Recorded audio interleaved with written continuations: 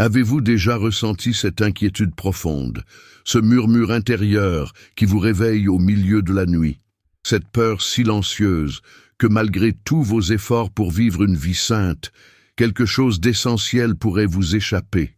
Sainte Faustine Kowalska a pleuré des larmes amères en contemplant les âmes qui tombaient en enfer, des âmes qui, de l'extérieur, semblaient pieuses et dévotes, des personnes comme vous et moi.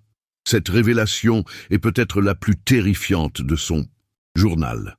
Ce ne sont pas seulement les criminels et les pécheurs notoires qui risquent la damnation éternelle. Non, ce sont souvent des catholiques pratiquants, des personnes qui récitent leur chapelet chaque jour, qui assistent fidèlement à la messe, qui font l'aumône. Et pourtant leurs âmes sont en grave danger. Dans son journal intime, cette humble religieuse polonaise à qui Jésus a confié le message de la divine miséricorde décrit avoir été conduite en esprit jusqu'aux portes de l'enfer. Ce qu'elle y a vu l'a fait trembler pendant des mois. Mais Dieu ne lui a pas montré ses visions pour la terroriser. Il les lui a révélées par amour pour vous, pour moi, pour nous tous qui cherchons sincèrement le chemin du salut, mais qui pourrions, sans le savoir, nous diriger vers l'abîme éternel. Aujourd'hui, je vais partager avec vous 12 pièges spirituels que sainte Faustine a identifiés. 12 comportements subtils qui peuvent conduire même les bonnes âmes vers la damnation éternelle. Si vous ressentez un inconfort en écoutant ces paroles, considérez que c'est peut-être l'Esprit Saint qui cherche à vous éveiller, à vous protéger avant qu'il ne soit trop tard.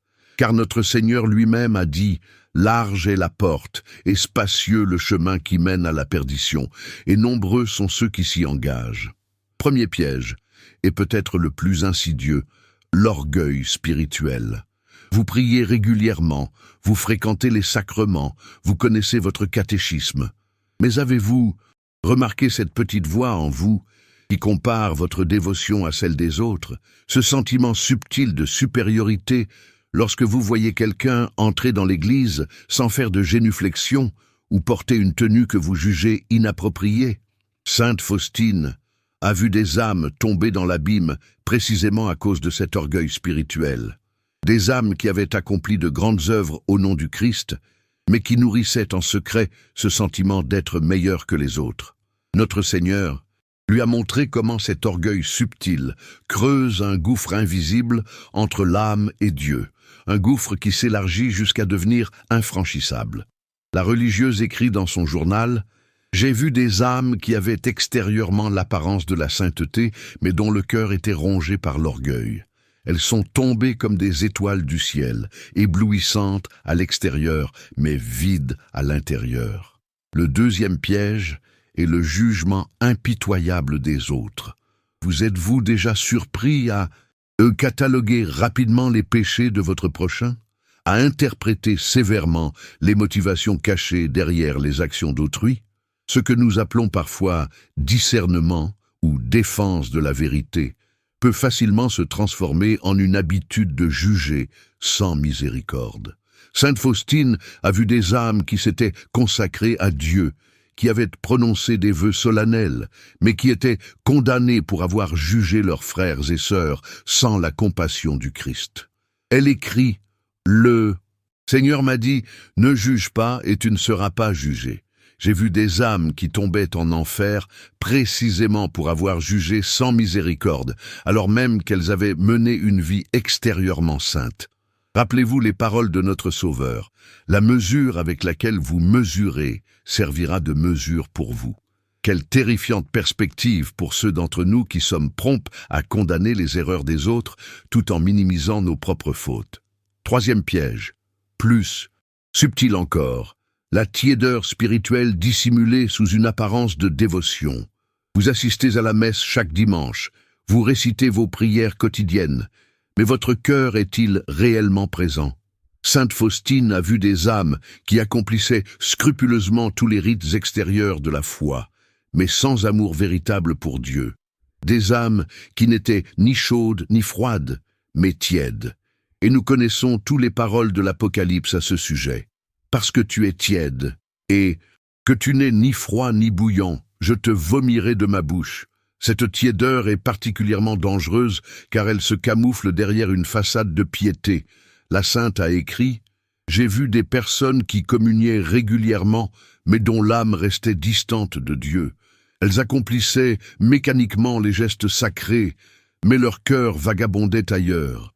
Le Seigneur m'a montré que ces âmes risquaient la damnation malgré leurs pratiques extérieures fidèles. » Quatrième piège, la négligence dans les petites choses. Vous êtes peut-être vigilant face aux grands péchés. Vous ne commettez pas d'adultère, vous ne volez pas, vous ne blasphémez pas ouvertement.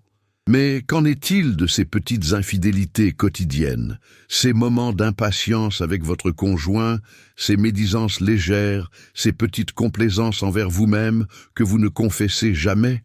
Sainte Faustine a vu comment ces petites infidélités, accumulées au fil du temps, peuvent former une chaîne qui entraîne l'âme vers l'abîme. Elle écrit « Le Seigneur m'a montré comment les petites fautes non réparées forment comme une corde qui enserre l'âme et la tire lentement vers le bas. Ce ne sont pas toujours les grands péchés qui perdent les âmes, mais cette accumulation de petites infidélités jamais reconnues ni confessées. Souvenez-vous des paroles du Christ. Celui qui est fidèle en peu de choses est aussi fidèle dans les grandes. Cinquième piège, le refus de pardonner. Vous priez et quotidiennement le Notre Père. Vous récitez « Pardonne-nous nos offenses comme nous pardonnons à ceux qui nous ont offensés ». Mais avez-vous vraiment pardonné à cette personne qui vous a profondément blessé il y a des années? Ce membre de votre famille qui a trahi votre confiance? Ce collègue qui vous a humilié publiquement? Sainte Faustine a vu des âmes pieuses tomber en enfer précisément parce qu'elles avaient refusé de pardonner sincèrement. Elle écrit « J'ai vu des personnes qui recevaient régulièrement les sacrements, mais qui gardaient en leur cœur un refus obstiné de pardonner. Le Seigneur m'a montré que ces personnes priaient en vain pour leur propre pardon, car en refusant la miséricorde aux autres, elles fermaient leur propre cœur à la miséricorde divine. Notre Sauveur l'a dit clairement, si vous ne pardonnez pas aux hommes, votre Père ne vous pardonnera pas non plus vos offenses. Y a-t-il quelqu'un dans votre vie à qui vous n'avez pas pleinement pardonné? Cette rancœur pourrait être la chaîne invisible qui vous tire vers l'abîme. Sixième piège, la routine dans la prière et les sacrements. Vous récitez votre chapelet chaque jour, vous assistez à la messe dominicale, vous vous confessez régulièrement. Mais ces actes sont-ils devenus de simples routines vides de sens profond? Sainte Faustine a vu des âmes condamnées précisément pour cette routine spirituelle qui avait remplacé la relation vivante avec Dieu. Elle écrit « Le Seigneur m'a montré des âmes qui accomplissaient fidèlement toutes leurs obligations religieuses, mais comme des automates, sans amour, ni conscience réelle de la présence divine. Ces âmes croyaient être en état de grâce, alors qu'en réalité, elles s'étaient progressivement éloignées de Dieu tout en maintenant les apparences extérieures de la piété. Rappelez-vous les paroles terrifiantes du Christ. Beaucoup me diront en ce jour-là, « Seigneur, Seigneur, n'avons-nous pas prophétisé en ton nom? N'avons-nous pas chassé des démons en ton nom? N'avons-nous pas fait beaucoup de miracles en ton nom? Alors, je leur dirai ouvertement, je ne vous ai jamais connu, retirez-vous de moi, vous qui commettez l'iniquité. » Septième piège, l'attachement excessif aux biens matériels et au confort. Vous faites peut-être l'aumône, vous donnez à votre paroisse, mais êtes-vous réellement détaché des biens de ce monde? Sainte Faustine a vu des catholiques pratiquants tomber en enfer à cause de leur attachement secret aux richesses et au confort terrestre. Elle écrit « J'ai vu des personnes qui semblaient pieuses, mais dont le cœur était enchaîné à leur possession. Elles donnaient de leur superflu, mais refusaient le véritable détachement que Dieu leur demandait. Le Seigneur m'a montré que ces âmes avaient choisi en secret leur trésor sur terre, plutôt que dans le ciel. Notre Seigneur l'a pourtant averti. Il est plus facile à un chameau de passer par le trou d'une aiguille qu'à un riche d'entrer dans le royaume des cieux. Ce n'est pas la possession de richesses qui condamne, mais l'attachement du cœur à ces richesses, cette incapacité à y renoncer si Dieu le demandait. Huitième piège, la négligence de la charité concrète. Vous priez peut-être longuement, vous jeûnez régulièrement, mais négligez-vous les œuvres de miséricorde envers votre prochain. Sainte Faustine a vu des âmes dévotes condamnées pour avoir séparé leur vie spirituelle de l'amour concret du prochain. Elle écrit « Le Seigneur m'a montré des personnes qui passaient de longues heures en prière, qui observaient scrupuleusement tous les préceptes de l'Église, mais qui restaient indifférentes aux souffrances de leur prochain. Ces âmes avaient oublié que la foi sans les œuvres est morte. Rappelez-vous le jugement décrit par le Christ lui-même. « J'ai eu faim, et vous ne m'avez pas donné à manger. J'ai eu soif, et vous ne m'avez pas donné à boire. J'étais étranger, et vous ne m'avez pas recueilli. J'étais nu, et vous ne m'avez pas vêtu. J'étais malade et en prison, et vous ne m'avez pas visité. Chaque fois que vous ne l'avez pas fait à l'un de ces plus petits, c'est à moi que vous ne l'avez pas fait. » 9e piège, le manque de confiance en la miséricorde divine. Vous priez peut-être fidèlement, vous confessez vos péchés, mais au fond de votre cœur, croyez-vous vraiment que Dieu peut vous pardonner complètement? Doutez-vous secrètement de sa miséricorde infinie? Sainte Faustine a vu des âmes tomber en enfer précisément à cause de ce manque de confiance en la miséricorde divine. Elle écrit « J'ai vu des âmes qui avaient commis des péchés graves, mais qui, au lieu de s'abandonner à la miséricorde de Dieu, se sont laissées submerger par le désespoir. Le Seigneur m'a dit que ce manque de confiance en sa miséricorde était ce qui blessait le plus son cœur. Jésus lui-même a révélé à Sainte Faustine « La plus grande misère n'épuise pas ma miséricorde. Les péchés d'une âme ne sauraient dépasser ma miséricorde. Et pourtant, combien d'entre nous continuent à douter secrètement que nos péchés puissent être vraiment pardonnés? 10e piège, la dissimulation en confession. Vous vous confessez régulièrement, mais gardez-vous certains péchés secrets par honte ou par peur. Minimisez-vous la gravité de certaines fautes. Sainte Faustine a vu des âmes pieuses tomber en enfer pour avoir dissimulé volontairement leurs péchés en confession. Elle écrit « J'ai vu des personnes qui fréquentaient assidûment le sacrement de pénitence, mais qui cachaient délibérément certains péchés graves. Ces confessions sacrilèges, loin de purifier leur âme, l'enfonçaient davantage dans les ténèbres. Le Seigneur m'a montré combien ces âmes se trompaient elles-mêmes, croyant être en état de grâce alors qu'elles s'éloignaient toujours plus de Dieu. Rappelez-vous que la confession exige une contrition sincère et une révélation complète de tous les péchés mortels. Rien ne peut rester caché devant celui qui sonde les reins et les cœurs. 11e piège, la recherche des consolations spirituelles plutôt que de Dieu lui-même. Vous aimez peut-être les moments où la prière vous apporte douceur et consolation, mais qu'en est-il des périodes d'aridité spirituelle? Sainte Faustine a vu des âmes dévotes se perdre parce qu'elles cherchaient les dons de Dieu plutôt que Dieu lui-même.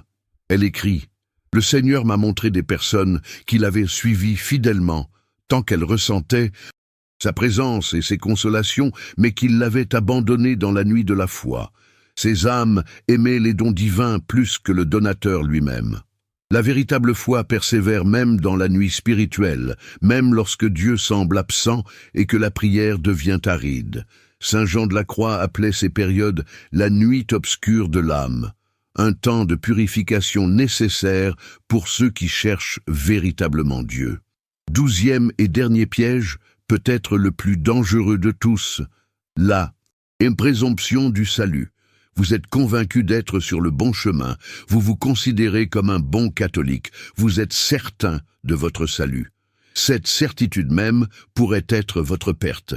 Sainte Faustine a vu des âmes tomber en enfer précisément à cause de cette présomption. Elle écrit « J'ai vu des personnes qui étaient convaincues de leur propre sainteté, qui ne voyaient plus la nécessité de se convertir continuellement. Cette certitude présomptueuse les avait rendus aveugles à leurs propres péchés et à leur besoin constant de la miséricorde divine. Saint Paul lui-même nous avertit que celui qui croit être debout prenne garde de tomber. Et encore, opérez votre salut avec crainte et tremblement. Ces 12 pièges spirituels que sainte Faustine a identifiés sont d'autant plus dangereux qu'ils se dissimulent souvent sous l'apparence de la vertu. L'orgueil spirituel se déguise en zèle pour la vérité. Le jugement impitoyable prend l'allure du discernement. La tiédeur se cache derrière une pratique régulière. La négligence des petites choses paraît insignifiante face à notre fidélité dans les grandes. Le refus de pardonner se justifie par un prétendu souci de justice. La routine spirituelle donne l'illusion de la persévérance. L'attachement aux biens matériels se camoufle derrière une gestion prudente. La négligence de la charité concrète s'excuse par l'importance de la vie spirituelle. Le manque de confiance en la miséricorde divine se déguise en humilité. La dissimulation en confession se justifie par la honte. La recherche des consolations spirituelles passe pour de la ferveur. Et la présomption du salut se présente comme une confiance légitime. Mais ne désespérez pas en entendant ces vérités. Car si sainte Faustine a vu l'enfer, elle a aussi été la messagère de la divine miséricorde. Jésus lui a révélé que sa miséricorde est plus grande que tous nos péchés réunis, que même l'âme la plus pécheresse peut être sauvée si elle se tourne vers lui avec confiance. Il lui a dit « Les flammes de la miséricorde me dévorent, je désire les déverser sur les âmes humaines. Oh, quelle douleur elles me causent lorsqu'elles refusent de les accepter. » Alors que faire pour éviter ces pièges spirituels ? Comment s'assurer que notre âme ne sera pas du nombre de celles qui, malgré leur apparence de piété, finissent en enfer ? Sainte Faustine nous offre plusieurs remèdes spirituels que le Seigneur lui-même lui a enseignés. Premièrement, l'humilité véritable. Non pas cette fausse humilité qui consiste à se déprécier extérieurement tout en nourrissant secrètement une haute opinion de soi-même, mais cette humilité authentique qui reconnaît sa totale dépendance envers Dieu. Sainte Faustine écrit « Le Seigneur m'a dit que l'humilité est la seule chose que Dieu ne résiste pas, qui attire infailliblement son regard. » Et encore, plus une âme s'humilie, plus la grâce divine afflue en elle. Deuxièmement, la confiance absolue en la miséricorde divine. Non pas une confiance présomptueuse qui excuse le péché, mais cette confiance filiale qui, malgré la conscience de sa propre misère, s'abandonne totalement entre les mains du Père miséricordieux. Jésus a dit à sainte Faustine « Les grâces de ma miséricorde se puisent avec un seul vase, et c'est la confiance. Plus une âme a confiance, plus elle reçoit. » Et encore, même si une âme était comme un cadavre en décomposition et que, humainement parlant, il n'y aurait plus de résurrection possible et que tout serait perdu, il n'en est pas ainsi pour Dieu. Le miracle de la divine miséricorde ressuscite cette âme pleinement. Troisièmement, la pratique quotidienne des œuvres de miséricorde, tant corporelles que spirituelles, car comme le dit saint Jacques, la foi sans les œuvres est morte. Jésus a enseigné à sainte Faustine « Je te demande des actes de miséricorde qui doivent provenir de ton amour pour moi. Tu dois témoigner de la miséricorde envers ton prochain toujours et partout. Tu ne peux pas t'en dispenser, ni t'en excuser, ni te disculper. » Quatrièmement, la méditation régulière de la passion du Christ. Car en contemplant les souffrances que notre Sauveur a endurées pour nous, nous comprenons mieux l'immensité de son amour et la gravité du péché. Sainte Faustine écrit « Une heure de méditation sur ma douloureuse passion a plus de mérite que toute une année de flagellation jusqu'au sang, lui a dit Jésus. » Et encore, dans la méditation de ma passion, l'âme reçoit lumière, sagesse et force. Cinquièmement, la fréquentation régulière et sincère des sacrements, particulièrement l'Eucharistie et la confession. Non pas comme une routine vide, mais comme une rencontre personnelle avec le Christ miséricordieux. Sainte Faustine écrit « Oh, si les âmes savaient quel trésor nous avons dans le sacrement de pénitence, elles y accouraient comme vers une source de vie. » Et concernant l'Eucharistie, toutes les grâces et les lumières sont dans le Saint-Sacrement, et nous ne les recevons que là. Sixièmement, la récitation quotidienne du chapelet de la divine miséricorde, cette prière simple mais puissante que Jésus lui-même a enseignée à sainte Faustine. Il lui a promis, « Par ce chapelet, tu obtiendras tout, si ce que tu demandes est conforme à ma volonté. » Et encore, quand on récite ce chapelet auprès d'un agonisant, je me tiendrai entre le Père et l'âme agonisante, non pas comme un juge juste, mais comme un sauveur miséricordieux. Enfin, la consécration totale à Marie, notre Mère céleste, car comme l'a enseigné saint Louis-Marie Grignon de Montfort, Marie est le chemin le plus sûr, le plus court et le plus parfait pour aller à Jésus. Sainte Faustine elle-même avait une dévotion particulière envers la Vierge Marie et écrit dans son journal « La Sainte Vierge m'a dit, je suis la mère de la miséricorde et la tienne. » Mes chers frères et sœurs en Christ, les révélations de Sainte Faustine sur les âmes pieuses qui finissent en enfer peuvent sembler effrayantes, mais elles sont en réalité un acte d'amour de la part de notre Seigneur. Il nous avertit des dangers qui menacent notre salut précisément parce qu'il désire ardemment nous sauver. Comme un père qui prévient son enfant des dangers d'un précipice caché, notre Père céleste nous révèle ces pièges spirituels pour que nous puissions les éviter. Examinons donc notre conscience à la lumière de ces révélations. Sommes-nous un coupable d'orgueil spirituel? Jugeons-nous les autres sans miséricorde? Notre pratique religieuse est-elle devenue tiède et routinière? Négligeons-nous les petites infidélités quotidiennes? Gardons-nous des rancunes non pardonnées? Nos sacrements sont-ils devenus de simples habitudes? Sommes-nous trop attachés aux biens matériels? Négligeons-nous la charité concrète envers notre prochain? Manquons-nous de confiance en la miséricorde divine? Dissimulons-nous certains péchés en une confession? Cherchons-nous les consolations spirituelles plutôt que Dieu lui-même? Sommes-nous présomptueux concernant notre salut? Si nous reconnaissons l'un ou plusieurs de ces pièges dans notre vie spirituelle, ne nous décourageons pas, mais tournons-nous immédiatement vers la divine miséricorde.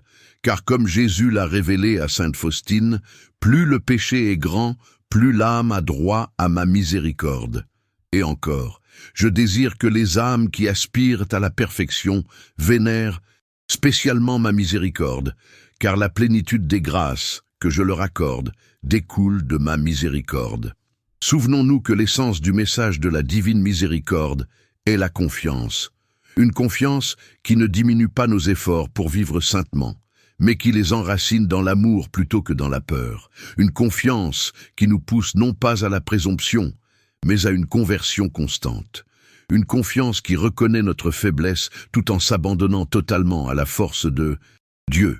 Jésus a promis à sainte Faustine, « L'âme qui se confie à ma miséricorde est la plus heureuse, car je prends moi-même soin d'elle. » Et encore, « Aucune âme qui a invoqué ma miséricorde n'a été déçue, ni n'a éprouvé de honte. J'ai une prédilection particulière pour l'âme qui a confiance en ma bonté. » Laissons donc ces paroles pénétrer profondément dans notre cœur. Ne nous contentons pas de les entendre, mais mettons-les en pratique dans notre vie quotidienne. Car comme nous l'enseigne l'Évangile, ce ne sont pas ceux qui me disent « Seigneur, Seigneur » qui entreront dans le royaume des cieux, mais celui qui fait la volonté de mon Père qui est dans les cieux. Chaque jour qui nous est donné est une nouvelle occasion de nous convertir, de nous tourner vers la divine miséricorde avec une confiance renouvelée. Chaque épreuve, chaque tentation, chaque chute même, peut devenir, si nous le permettons, une opportunité de grandir dans l'humilité et dans l'abandon à la volonté divine.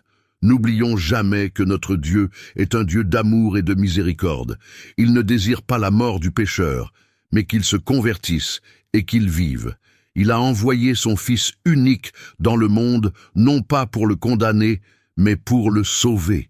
Et c'est ce même amour qui l'a poussé à révéler à sainte Faustine les pièges qui menacent notre salut.